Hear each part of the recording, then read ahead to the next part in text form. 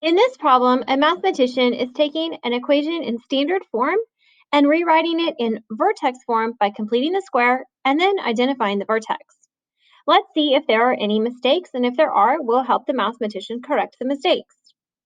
So the mathematician started by finding a new c value, since our current equation is definitely not a perfect square, since the c value is negative and it's not a perfect square.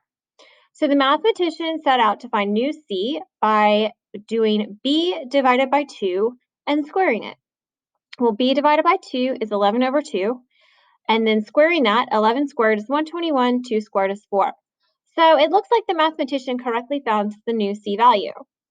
In step 2, the mathematician is inserting this new c value. So they opened up a space here for our new c, and they added 121 over 4, and correctly remember to subtract that same amount in order to maintain equivalence. So step 2 looks like the mathematician inserted our new c properly.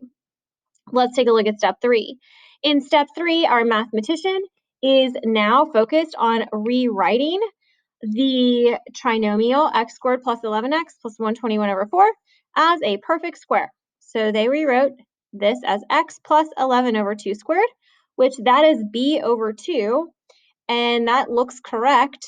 And then the mathematician combined these last terms and got this minus 133 over 4, which is correct because negative 3 minus 121 over 4 is minus 133 over 4. So it looks like no mistakes were made in step 3. Finally, in step 4, our mathematician identified the vertex as negative 11 over 2, which is correct for our h, and negative 133 over 4 for our k. So it looks like our mathematician is brilliant and did not make any mistakes.